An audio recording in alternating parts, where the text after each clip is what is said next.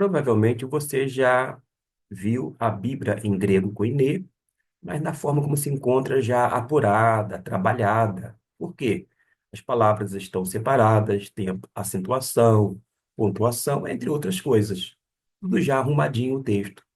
Mas acontece que os manuscritos mais antigos não se encontram dessa forma, e sim de uma forma chamada uncial, que é na forma maiúscula. Todas as letras estão na forma maiúscula.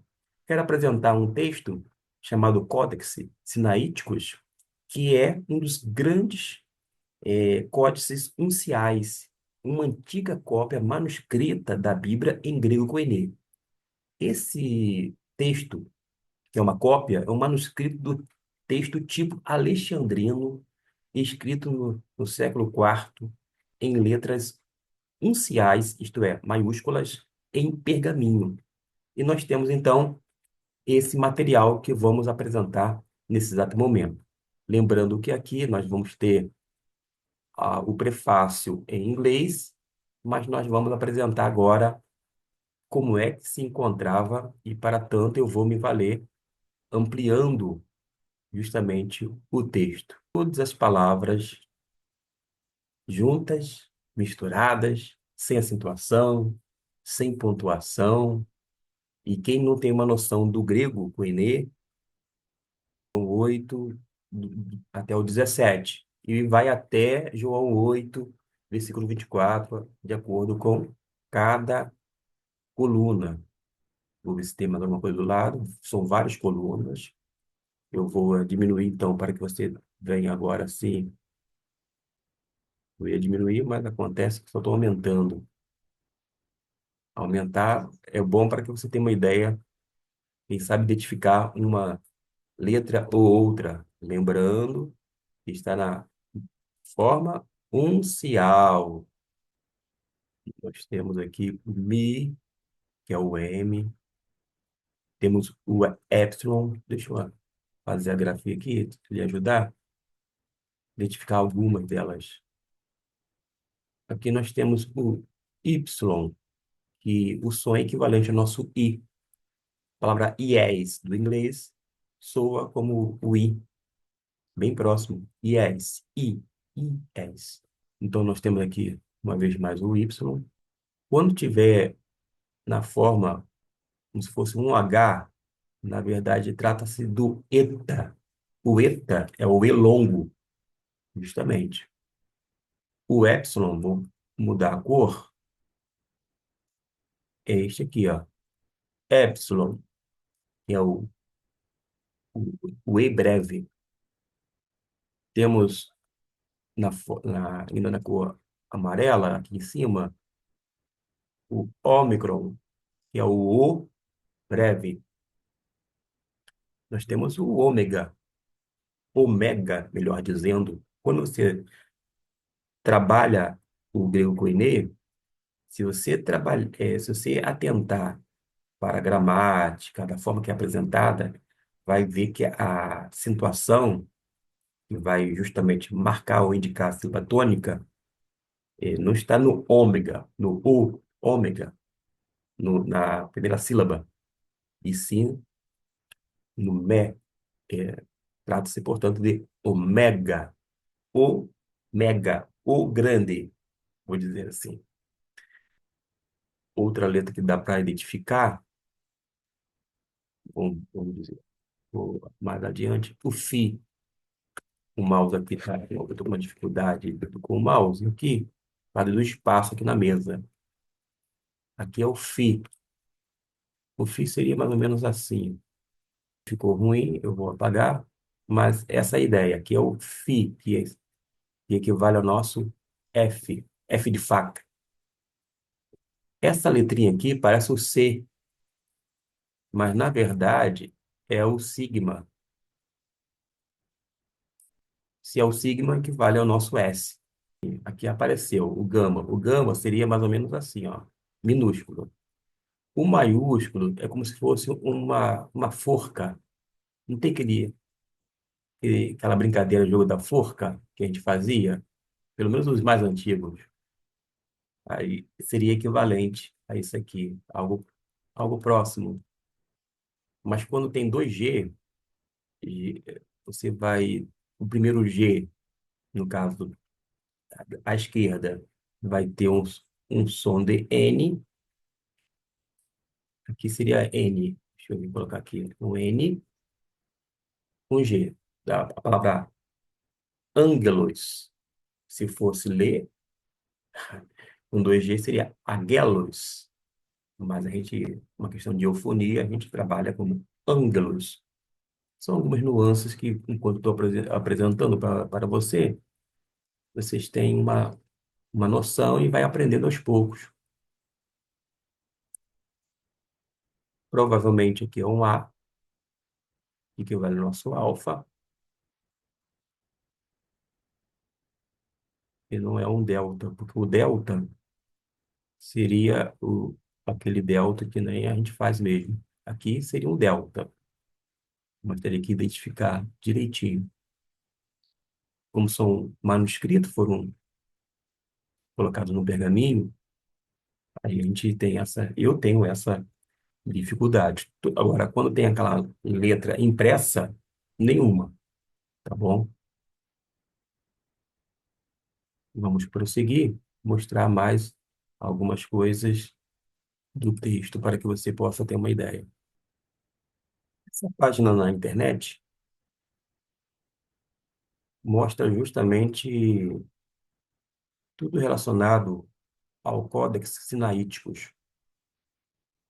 Vou mostrar para você, é esse aqui que nós apresentamos. Tem algumas informações, por exemplo, é um dos livros mais importantes do mundo, escrito à mão há mais de 1.600 anos. O manuscrito contém a Bíblia cristã em grego, incluindo a cópia completa mais antiga do Novo Testamento. Seu texto, amplamente corrigido, é de importância excepcional para a história da Bíblia. E o manuscrito, o livro substancial mais antigo a sobreviver da antiguidade, é de suma importância para a história do livro.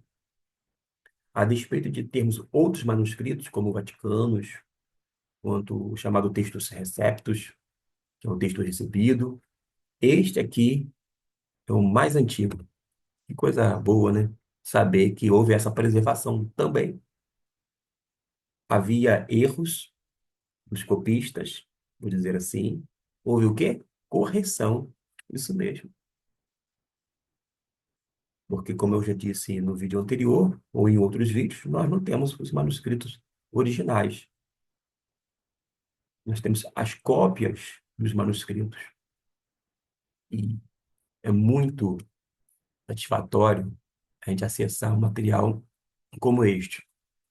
Tem um projeto, tem toda a informação necessária. Eu cliquei aqui para que a gente pudesse visualizar. Apareceu vários textos. Ó. Note que tem fragmentos. Se você observar aqui do lado, tem a régua, que é justamente que mostra, são trabalhos de especialistas, para você ter uma ideia do tamanho dessa porção, desse fragmento, e foram feitos não apenas restauração, etc. e tal, mas foi feito todo um trabalho de correção, de minúcias, aqui e acolá, para que pudesse ter esse manuscrito completo, que é o mais antigo. E aprove a Deus que houvesse essa preservação e esse trabalho feito por homens que foram dedicados a esse projeto. Vou mostrar agora um texto agora do Revelação e Apocalipse, capítulo 1, versículo 1. Aí aqui já está mais formatado, tudo bonitinho. Temos a tradução, Revelação de Jesus Cristo, que Deus lhe deu para mostrar aos seus servos as coisas que em breve devem acontecer. Aqui tem já a tradução. Note que nesse meu lado direito, nós temos já o texto trabalhado, já separado. Aqui está junto e misturado na forma maiúscula. Vou até destacar para que você possa me acompanhar. Letra vermelha, letra não, de cor vermelha. Vou colocar aqui, ó. Aqui nós temos, meus irmãos, o texto na letra ou na forma uncial. Tudo letra maiúscula junto, misturado, sem a pontuação, sem acentuação, sem nada. Já aqui a gente consegue visualizar o texto já trabalhado, as palavras separadas. Eu, Gustavo Luiz, teria dificuldade, se não conhecesse o texto, de pronunciar. Mas nós temos aqui ó, já de forma separada. Apocalipses. Nós temos palavra como dulo. Eu identifiquei aqui, ó. Mesmo estando pequenininho para mim, apesar de usar óculos, eu não aumentei agora. Dulo, autu. Mas aqui estaria tudo junto. Nós temos o tu aqui em cima, tá? O tu está aqui em cima. Vou apontar para ele aqui para você entender. Onde eu acabei de marcar, acabei tapando o tu, auton, no outro, nessa outra coluna, e assim por diante. Cai, uma conjunção, cai ou cair, de acordo com a pronúncia. Se tiver um certo preciosismo, pode pronunciar cair. Caso contrário, pode manter uma questão de eufonia, cai. Mas lembrando que, tanto para o hebraico quanto para o grego, a pronúncia, vou dizer assim, adotada por você, por melhor que seja, não vai fazer aquela diferença. Por quê? Quando você se deparar com um texto como este, nas línguas originais, vai ser para a leitura pessoal, para consulta ao dicionário, ao léxico, etc. e tal. Você não vai usar para conversação, porque se você quiser conversar, você vai utilizar o grego ou o hebraico modernos, tá bom? Mas fica aí estas observações, essa apresentação de um rico material, sem dúvida, que vai fazer toda a diferença na vida de todo e qualquer estudante. Uma coisa boa é conhecer as línguas originais para que você possa conferir com seus próprios olhos e não ficar à mercê do que é dito aqui e acolá. Tem pessoas que às vezes falam mal de uma versão ou outra e diz que a que ele adota é a correta. Aí ele vende vídeos, tipo CDs, vai vender livros, vai ganhar um dinheirão, porque vai oferecer cursos, palestras, mas para falar mal de uma ou outra versão, para quê? Não precisa disso. Você pode apontar, mas com argumento. Agora, generalizar realmente não ajuda em nada. Tem gente que, ao invés de ajudar, acaba atrapalhando.